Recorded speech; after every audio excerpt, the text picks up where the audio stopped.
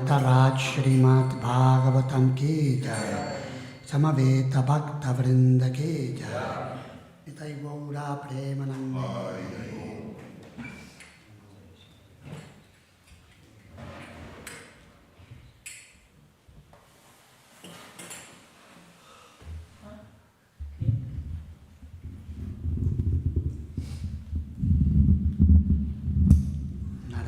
Namaskritya naram chaiva narottamam devim sarasvatim vyasam tato jayam mudirayet mukham karoti vachalam pangum langayate girim yat kripatamaham vande Shri Gurum Dinataranam Paramananda Madhavam Shri Chaitanyamishwaram.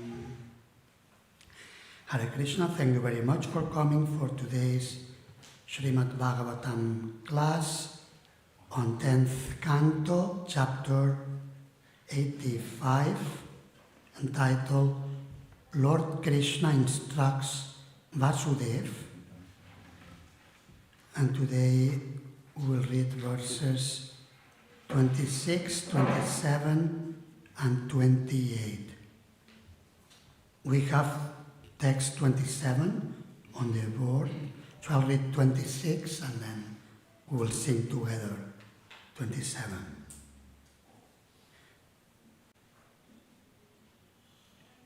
Shri Shuka Uvacha Evam Bhagavata Rajan Vasudeva Udaritaha Shrutva Vinashtananadis Tushnim Pritamana Abhut. Translation. Shukadeva Goswami said, O king, hearing these instructions spoken to him by the Supreme Lord, Vasudeva became freed from all ideas of duality. Satisfied at heart, he remained silent. There is no purport, so we sing the next one.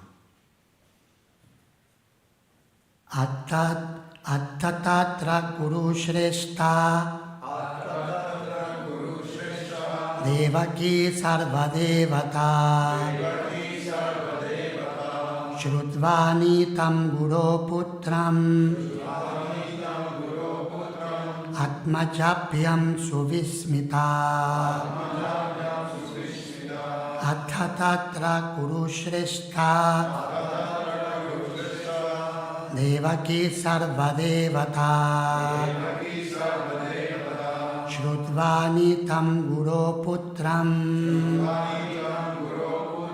Atmajapyam Suvismita Attatatra Guru Shrestha Devaki Sarvadevata Shrutvani Tam Guru Putram Atmajapyam Suvismita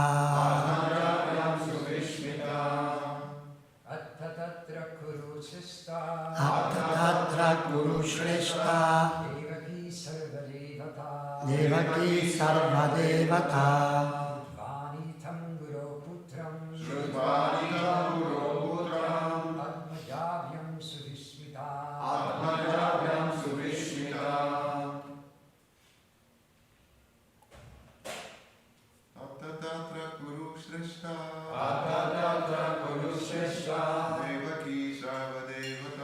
Devaki Sarvadevata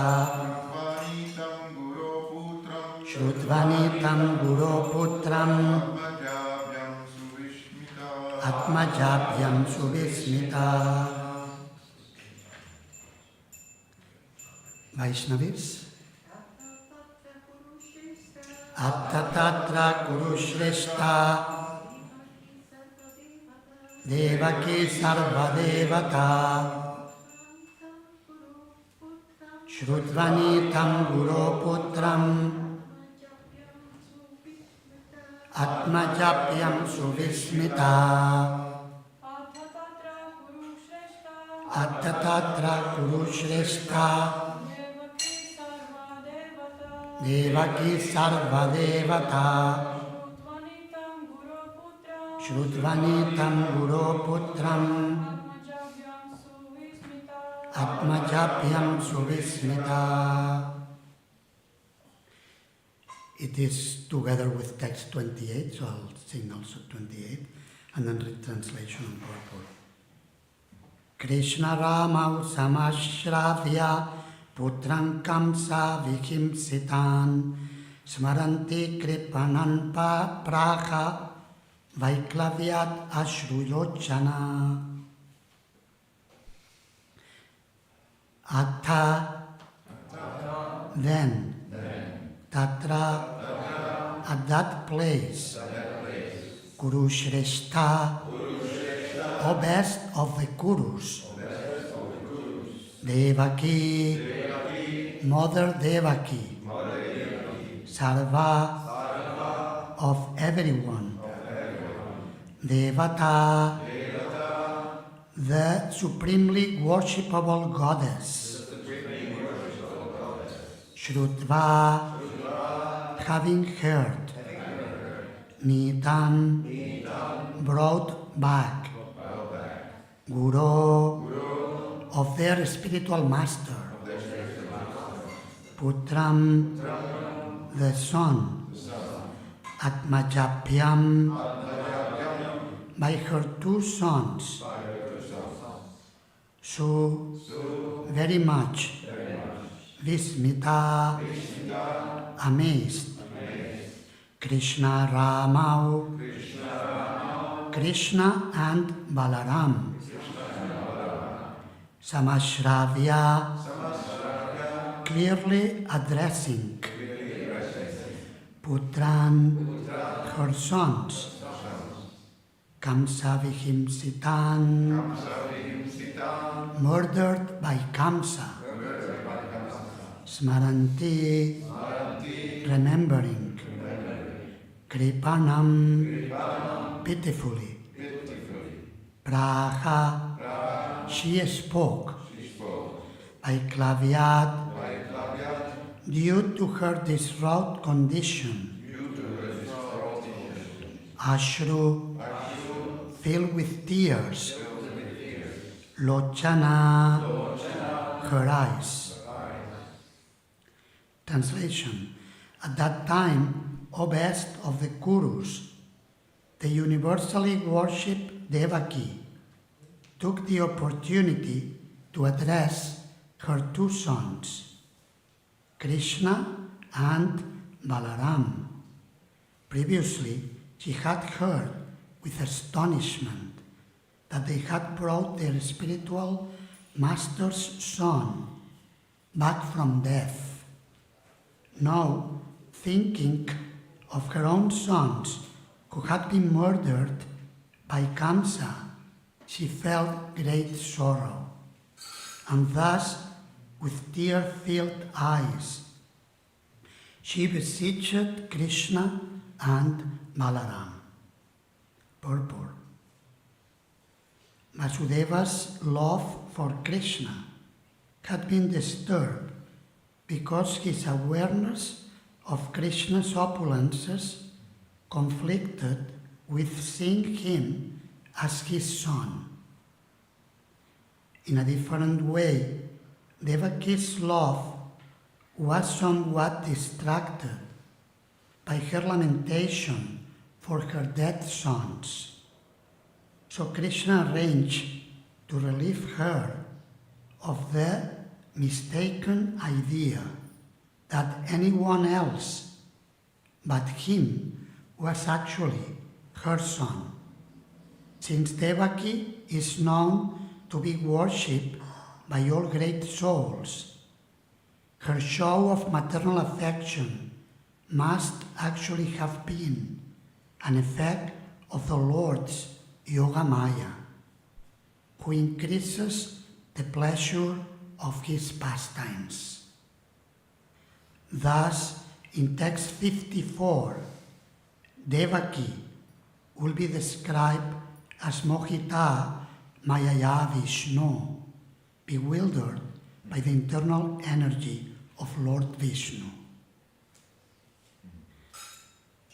Om Ajnanatimirandasya Gyananjana Shalakaya Chakshurum Militam Yena Tasmai Shri Gurave Namaha Shri Chaitanya Manobishtam Stapitam Yena Bhutale Swayam Rupa Kadamahyam Dadati Svapadantikam Vandeham Shri Guru Shri Yuta Padakamalam Shri Gurun Vaishnavamscha Shri Rupam Sakrajatam Sahagana Ragunatam Vitam Tam Sajivam Satvaitam Savadutam Parijana Sahitam Krishna Chaitanya Devam Shri Radha Krishna Padan Sahagana Lalita Shri Vishakamvitamscha E Krishna Karuna Sindho Dinabandho Jagatpate Gopesha Gopika Kanta Radha Kanta Namostute Tapta Kanchana Gaurangi Radhe Vrindavaneshvari Vrishabhanu Sute Devi Pranamami Haripriye Panchakalpa Tarubhyascha Kripa Sindubhya Evacha Patitanam Pavanebhyo Vaishnavebhyo Namo Namaha Jaya Shri Krishna Chaitanya Prabhu Nityananda Shri Advaita Gadadhar Shri Vasadi Gaura Bhakta Vrinda Hare Krishna Krishna Krishna Hare Hare Hare Rama Rama Rama Hare Hare.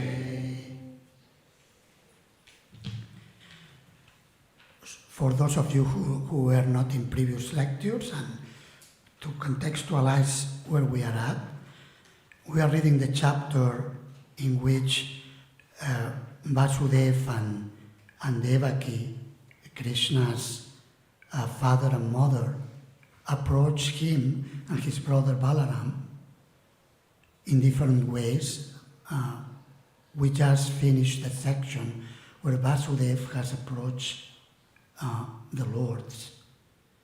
And his mood was, he knew they were God. So his fatherly affection was somewhat covered or disturbed by his awareness that he was God. So then Krishna, in reciprocation to the prayers that Vasudeva offered to Krishna Balaram, spoke in a way, in a theological way, but to help him come to the transcendental platform to the point that he will forget about the fact that he was God. So that was the reason why Krishna spoke in such philosophical terms to his father. Like, you should see everyone with love. Ultimately, I am the Atma, I am the one. So forget about this so much philosophy and just love me without any reservations. And now we're coming to the part where Mother Devaki is going to speak to Krishna Balaram, but her mood is different. She is going to ask them to bring back her 6 sons who were killed by Kamsa. You know that wicked king Kamsa had killed the first 6 sons of Vasudeva and Devaki because he was very afraid that any of them could be Krishna, who had been predicted by the omen on the sky during the marriage of Vasudeva and Devaki. Kamsa was driving the chariot as he was the brother of Devaki. So the omen said that the 8th child of your sister will kill you. So get ready for it. But at some point Narada Muni came and told him that all the demigods were taking birth in the Yadu dynasty. So he should be prepared because they are, practically speaking, they are making the war against him. He was an Asura. So Narada Muni in this way wanted to accelerate Krishna's descent. So Kamsa became very, very afraid, and he decided to kill each and every one of the children that were born from Vasudeva and Devaki. So Mother Devaki was aware that Krishna had brought back, after both Krishna and Balaram went to Gurukul, to Ujjain, to the ashram of Sandipani Muni. They studied during 1 year, and after 1 year, they asked their spiritual master what Darshan he wanted. And then Sandipani Muni knew they were no ordinary children, they were God himself. So, therefore, he should ask for something extraordinary. So, he asked that to bring back their deceased son. And they did. They went to the abode of Yamaraj and they brought back their deceased son. So Mother Devaki was feeling affection for the 6 children she had lost. For a mother to lose a child, any mothers who have experience of that, this is, I'm a monk, I don't have direct experience, but I know by hearing, and by seeing, by observing. To lose a child is the most painful experience that a human being can have. We have heard that Srila Prabhupada compared Krishna's, the love of devotees for Krishna to the love of a mother for a child. This is the most intense love in the material world. So that was the situation that Mother Devaki was feeling, the loss of her 6 children, and she thought, okay, let me ask my sons, Krishna and Balaram, to bring them back. At least I can have the experience of giving my affection to them. Sorry.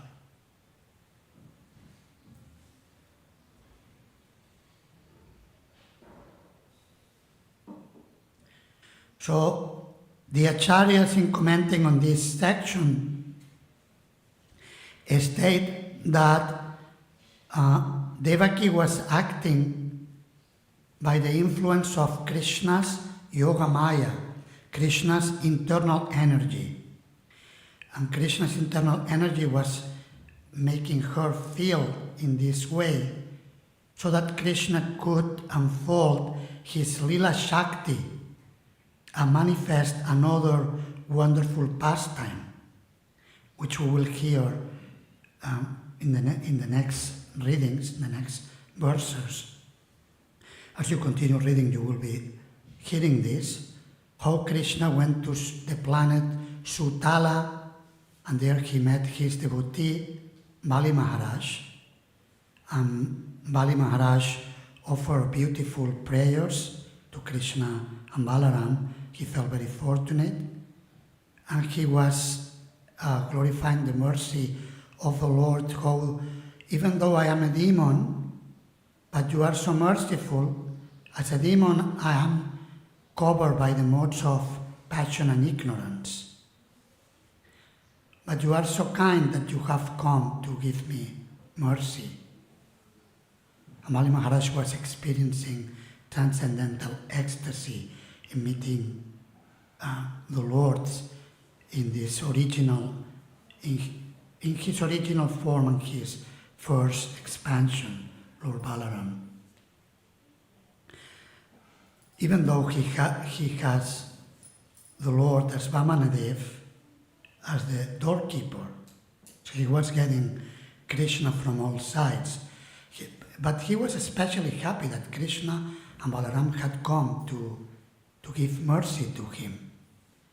So after that, the Lord asked him that actually we have come to get back the sons of Marichi who had become demons because they laughed at their grandfather, Brahma, when he had a frailty, when he was sexually inclined towards Vak, towards a daughter.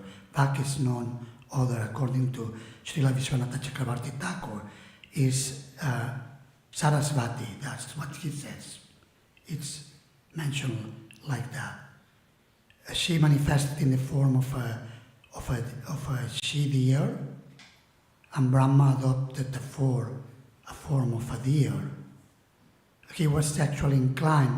Marichi and other sons of Brahma approached him and said, Father, if you do something like that, this is going to create havoc in society, in the future generations. Please contain yourself. And Brahma voluntarily gave up his body. And his body means gave up the disposition, this sinful disposition, and his body became the fog. When there is fog in the morning, we can be remembered of this, that whatever sinful dispositions we may have, we should follow in the footsteps of Lord Brahma and give it up. So, and this confirms the fact mentioned in Bhagavad Gita that there is no embodied being who is free from the modes of material nature. Even the Mahadevas sometimes manifest some type of frailty because they are working, they are particularly Lord Brahma and Lord Shiva, they are engaged with this very powerful material energy. Brahma with the energy of Rajoguna, and Lord Shiva with the energy of Tamoguna, the mode of, respectively, the modes of passion and ignorance. So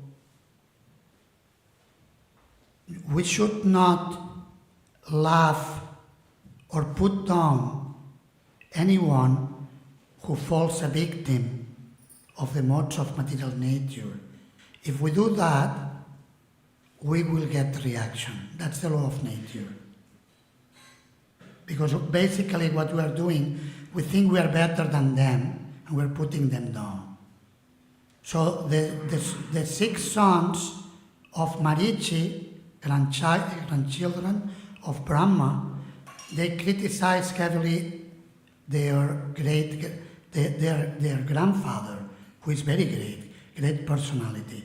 And he demonstrated to be so great that even though he was inclined sinfully, he rectified.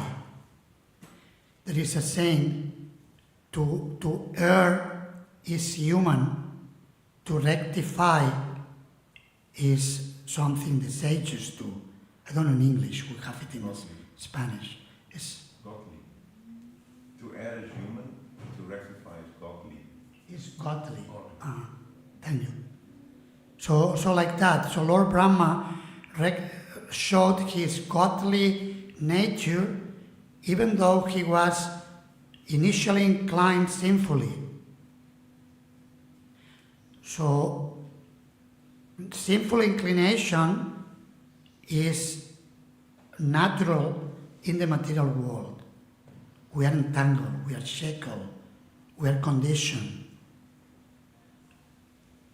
And therefore we need to move to the godly level. So the 6 sons of Marichi, because they criticize and they laugh at their grandfather, they had to take birth as sons of Hiranyakashipu. And later on, according to Vaishnava acharyas, they also took birth. There are like different versions, but generally this is what we find in the commentaries. They took birth as the sons of another demon named Kalanemi, who was also killed by an incarnation of Vishnu. And then they were transferred by Yoga Maya to the womb of Mother Devaki. And Srila Vishwanatha Chakravarti Thakur has given a theological explanation to help us grow in the process of devotional service. He says that the 6 sons of Marichi represent the 6 enemies of the embodied soul: Kama, lust; Krodha, anger; Matsarya, envy; Lopa, greed; Moha, illusion; and Mada, madness or pride. So these are the 6 enemies which are influencing us and provoking sinful inclinations in our daily lives. We may have different periods, like we may be steady, and then more material contamination may become manifest according to the type of sangha, the type of association we cultivate.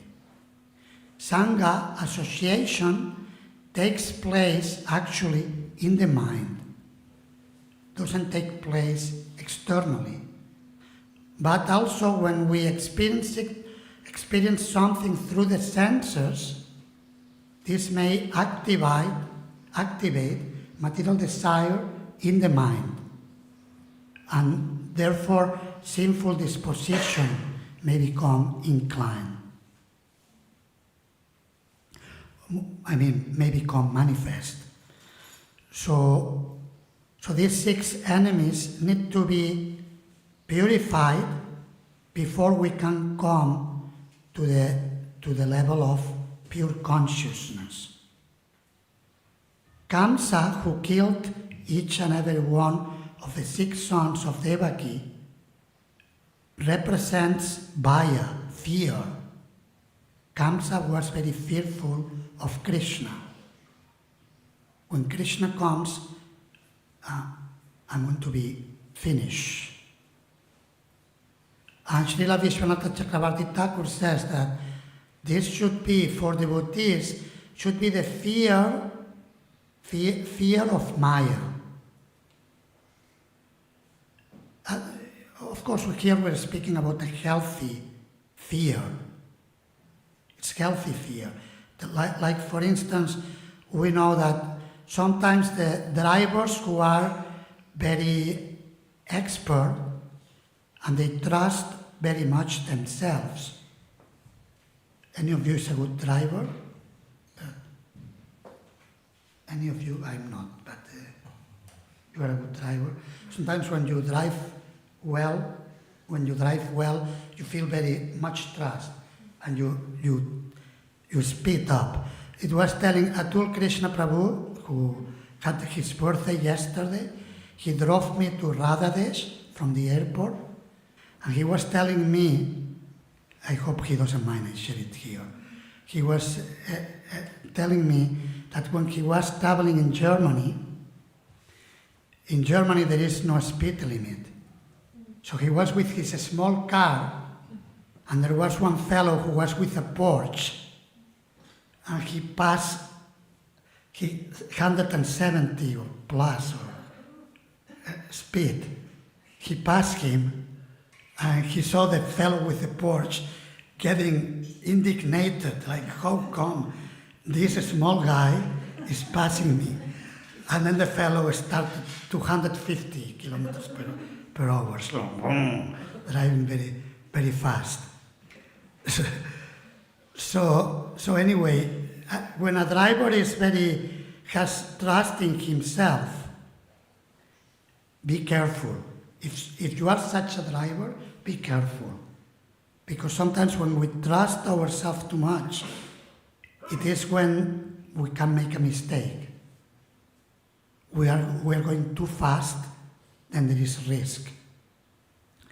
So therefore, a healthy fear to the 6 enemies, to these enemies we mentioned, lust, anger, greed, envy, pride,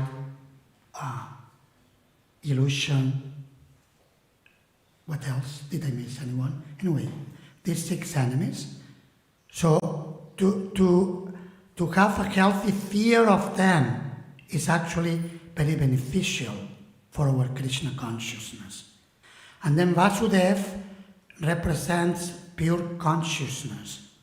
And therefore we find in the Bhagavatam, Vasudeva Shaptitam, that one should come to the level, the pure state of consciousness.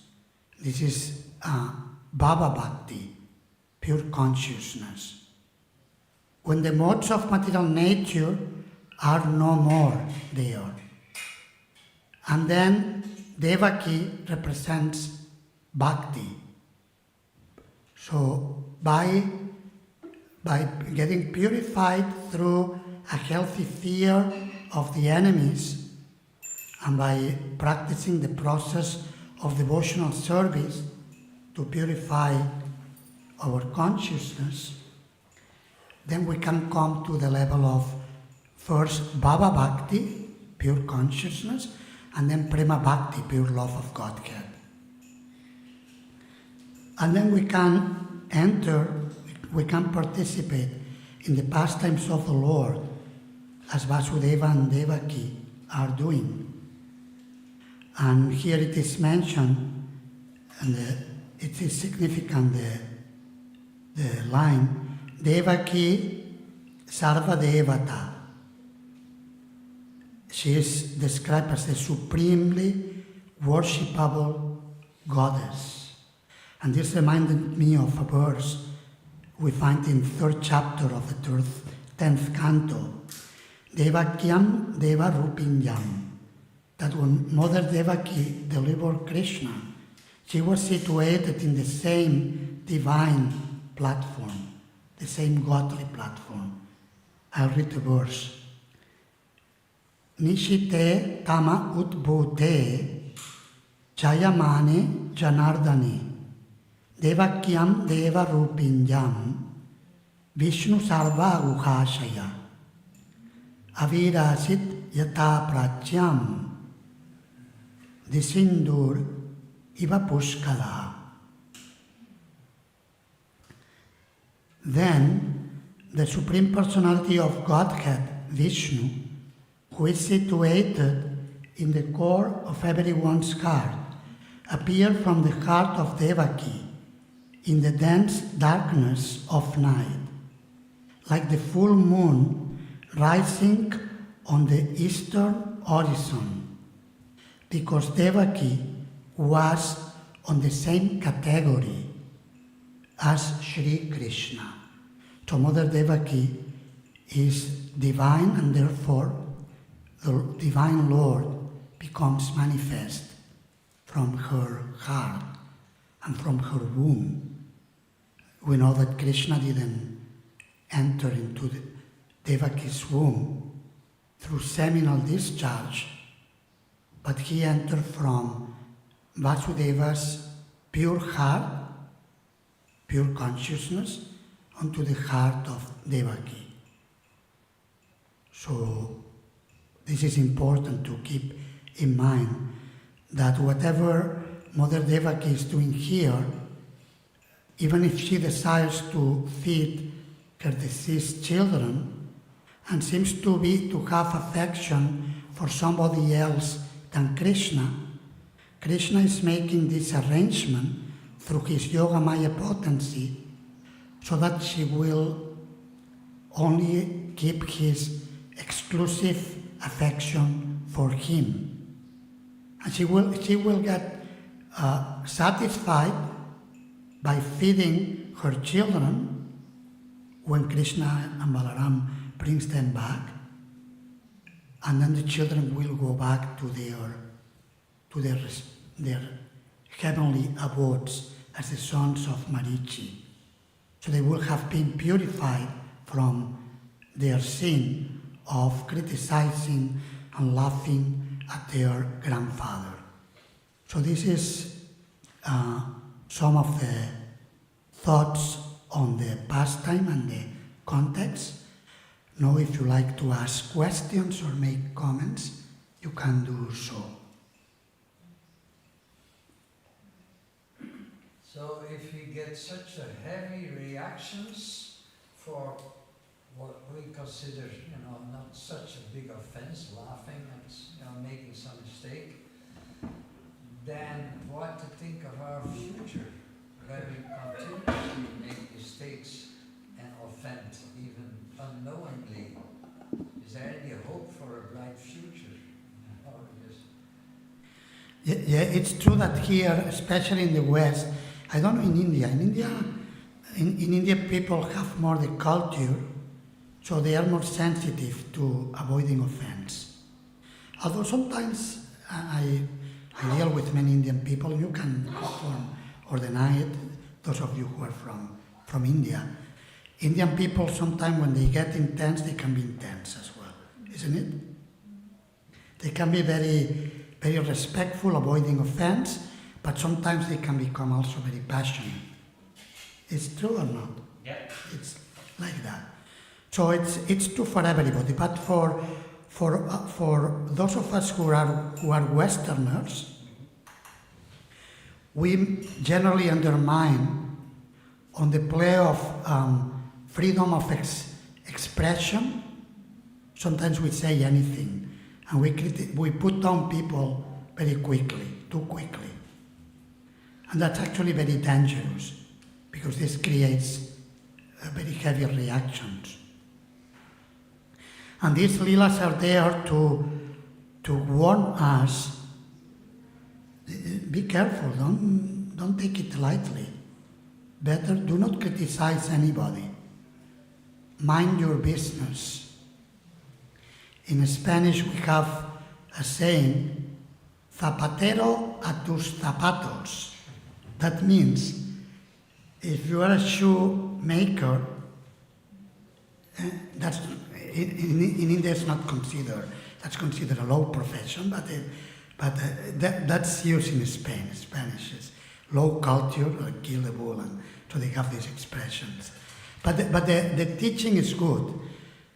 If you are a shoemaker, take care of your shoes. Do not worry about others. And that's what Krishna says. You should follow your dharma. Follow your dharma.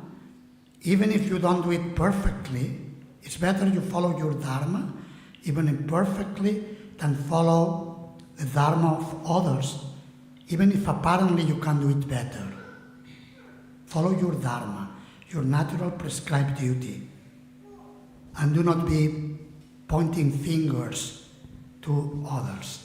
That's the tendency of conditioned people, we people in the age of Kali. And in Kali Yuga, criticism is very, very common. So we should be careful, always give the benefit of the doubt and be respectful. If due to our service we have to speak about someone, speak with respect. And this is the teaching of Sri Chaitanya Mahaprabhu. Trinatapi sunichena tarori vasa kishnuna amanina manadena kirtaniya sadakari. You will be able to chant constantly Krishna's holy names only when we offer full respect to others. We do not expect any respect for ourselves.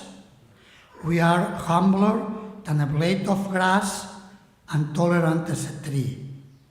Only then we will be able to chant constantly Krishna's holy names. So these leelas are there to teach us this key instruction of Sri Chaitanya Mahaprabhu, so that we can become pure and we don't have to come back to this material world. Then we could say, okay, but what hope I have? I am a person who is very much engrossed in the modes of passion and ignorance, so it's very easy that I will make offenses, will make mistakes. And this we will come in the next verses. Soon you will be reading about that.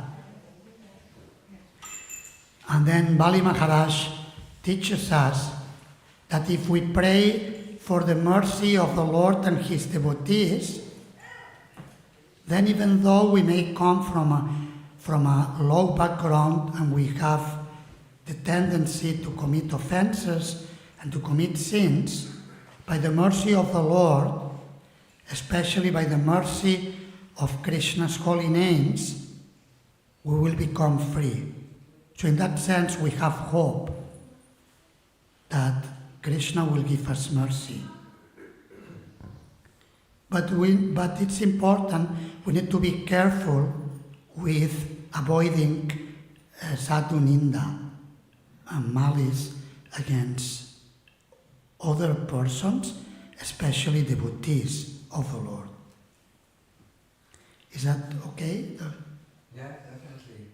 Only one slight thing, that if we see that somebody makes a mistake, then of course we can criticize, we can notice, we say we don't agree, we criticize, but then if you want to help that person, that's slightly different, the mood. So what is the best to do in such a situation? To keep quiet and just tolerate it, or try to help him and try to correct him? It depends on the relationship we have with the person. If we have a relationship to help the person and we can really help the person, then of course we should do it, if we can. But sometimes we don't know exactly what's in the heart of the person, and we may be judging that the person is doing or saying something for a particular motivation, because normally when we do these things, we are motivated by whatever we are criticizing. Sometimes we are projecting our own mindset onto the other person. But if we are really concerned about the person and we see that really is going to harm him or her, what's happening, we can go and respectfully address it if we have a relationship to do so. Otherwise, we can pray for that person, we can speak to somebody who can help that person, depending on the situation.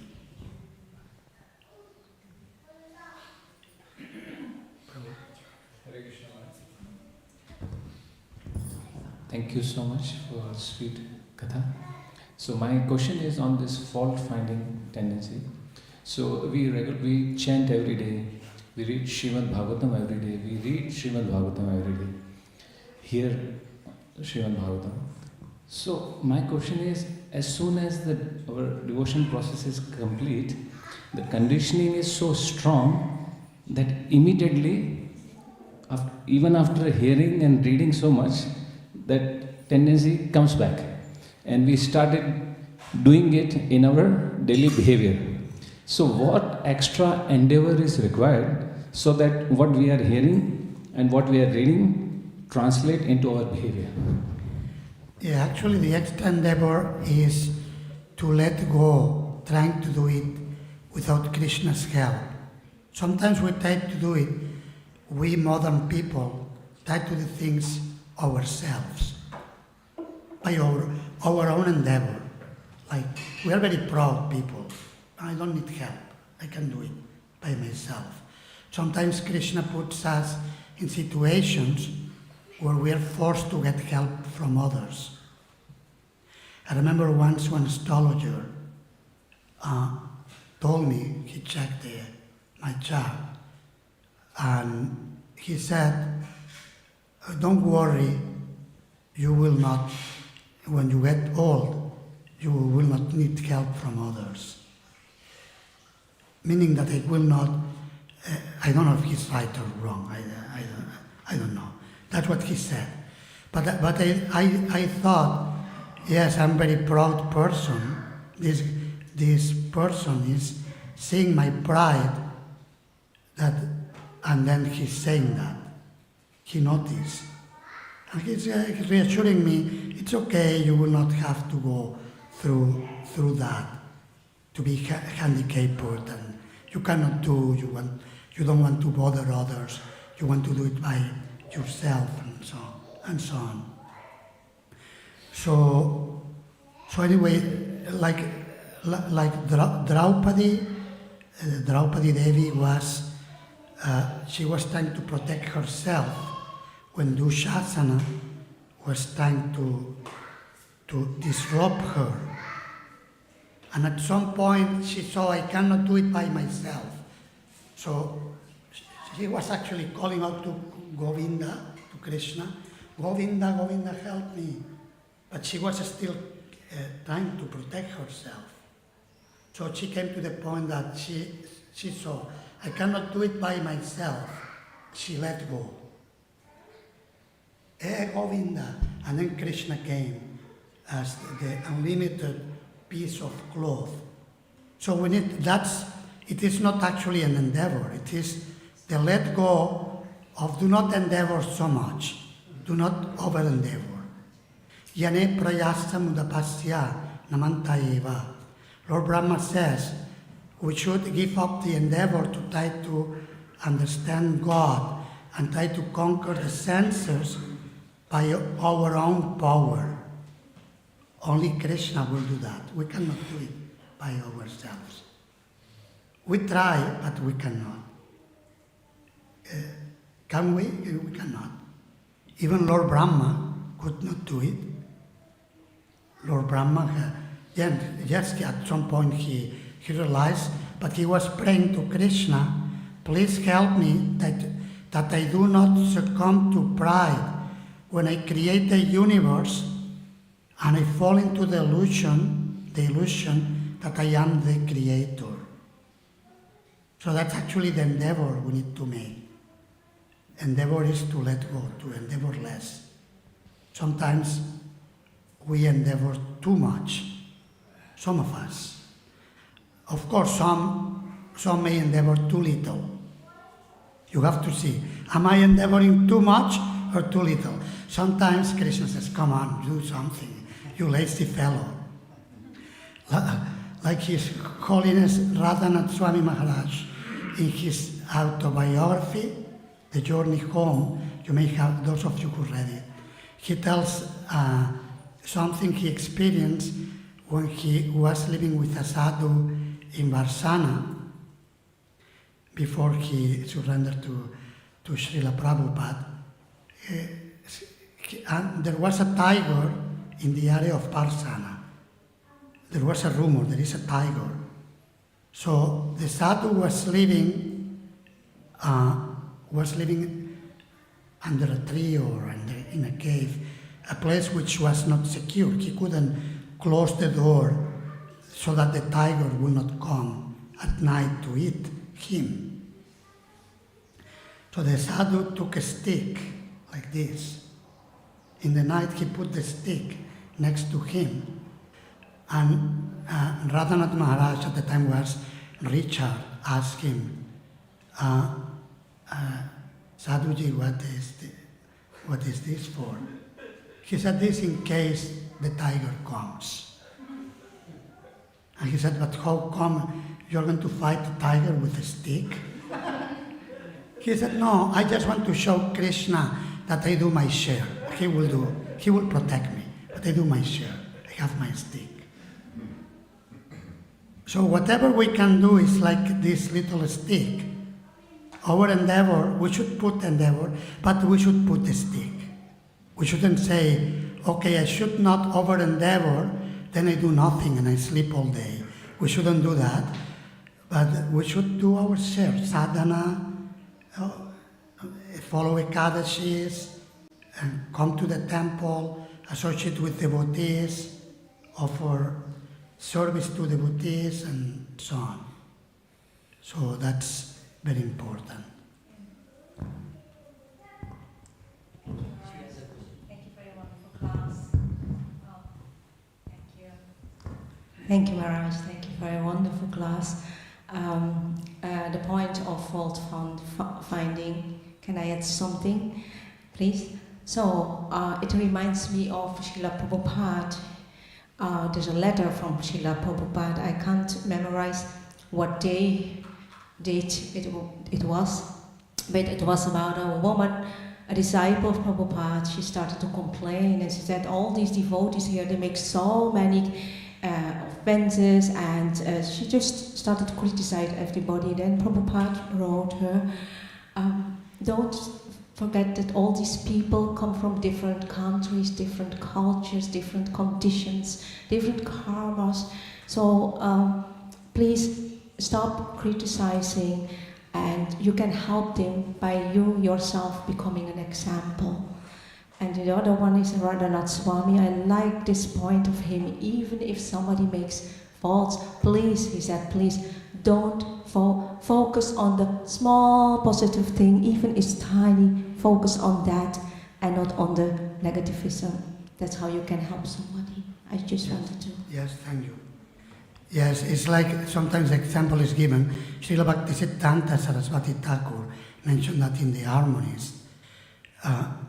It's like the needle is criticizing the holes of the, how you call, colador. Who can help me? Anyone who speaks Spanish. What you use when you want to filter the colander. And sometimes there are these very small holes. So the needle is criticizing, laughing at the holes of this colander. Are smaller. The hole of the needle is bigger, but it's pointing out. You have many holes. What about my hole, my big hole? So we should always keep that in mind. And also Srila Prabhupada in a letter to Gargamuni, it seems that someone had made a mistake, and his disciple, Gargamuni Swami at the time, had said something about punishment. And Prabhupada wrote, for my disciples there is no punishment. Their life is glorious. They are surrendering to Krishna. So we should, it is healthier to think like that about devotees. Of course, sometimes in communities, for the benefit of the community, some corrective measure has to be taken when bad actions are taken too much. But let this to the managers. Let them deal with it. We don't have to get so much involved. Whoever has the responsibility has to do it. And even those who have the responsibility have to do it with care, and it's delicate. How do you do it? You correct sometimes, but in the same time do not offend the devotee. So these things are there. Any other comments or questions? Mother Yadunandana.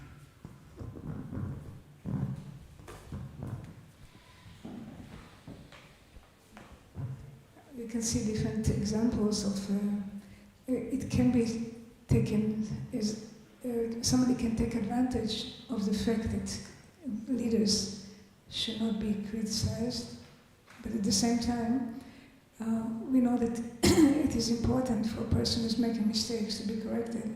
But if we have also examples in Srimad Bhagavatam of leaders who thought, I'm above being corrected, like Vena, King Vena, and then he was actually punished because because of this mentality. And you have also examples of kings who were really taking so much responsibility for mistakes that they made, like Parikshit Maharaj. So then it seems like it depends on the person, how the person is taking this mistake to be, if he's really taking responsibility. I made a mistake, because it's a very important position for somebody who's a leader. If he makes mistakes, it is very, very essential for those who follow them. And it's natural that people don't want to follow if this person is making mistakes. So there's two sides. There's a story from Prabhupada. There was one temple president whose wife was having meat in her. She was cooking meat, and devotees became very disturbed. And then devotees were criticizing and very much disturbed by that. And then when Prabhupada came, they told him, and he corrected the situation. And then they asked him who was right, those who criticize or those who are going on with the service. And he said that both are right. He said it's good to see the fault, but it's also important to those who did and mentioned it. But I guess it was not only mentioned, probably it was also criticism. We're supposed to see mistakes, that's important. We have to protect ourselves, but at the same time, those who continue with your service, you don't stop your service and indulge in continuous criticism, which is actually destroying you. It's not really helpful. Very good points, thank you, very good. Eka Chakragram, Prabhu.